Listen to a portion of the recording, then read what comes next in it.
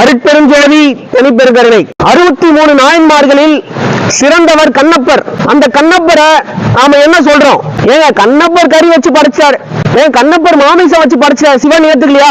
ஏன் நம்ம கறி மீன் சாப்பிடுறது என்ன தப்பு? கண்ணப்பரே கறி வச்சு படைச்சாரு. அப்படிலாம் அறிவாளித்தனமா கேக்குறோம். நான் உங்களை கேக்குறேன், கண்ணப்பர் கறி வச்சு படைச்சார், அதே கண்ணப்பர் கண்ணு வச்சாரு, ஏன் உங்க கண்ணுக்கு தெரியல? ஒரு கண்ணுக்கு 2 கண்ணா வச்சாரு. கண்ணப்பர் பண்ண தியாகத்துல அர்ப்பணிப்புல சிவனே திகச்சு போனார். அந்த கண்ணப்பருக்கு இடையே நம்ம ஒப்பீடு பண்ணுவது சரியா? நம்மள ஒப்பிடுவது சரியா? கண்ணப்பர் அளவுக்கு நம்மளால அன்பு செய்ய முடியுமா? கண்ணப்பர் அளவுல அர்ப்பணிப்பு செய்ய முடியுமா? கண்ணப்பர் அளவுல நம்ம தியாகம் செய்ய முடியுமா? நம்மளால கண்ணை எடுத்து வைக்க முடியுமான்னு சிந்திச்சு பாருங்க. அப்புறம் எப்படி ஒப்பிடுவது சரியாகும்?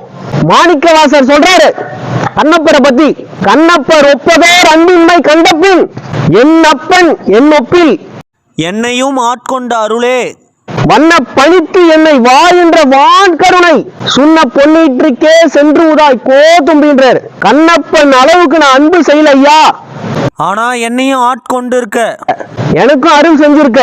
அந்த கருணை வான் கருணையும், அந்த கருணைய இந்த உலகத்துக்கே கத்தி சொல்றேன்ட்டு சொல்றார். பட்டினத்தார் என்ன சொல்றார் கண்ணப்பரை பத்தி? தொண்டு செய்து நாளாரில் கண் இடத்து அப்ப வந்தேன் அல்லேன்றாரு.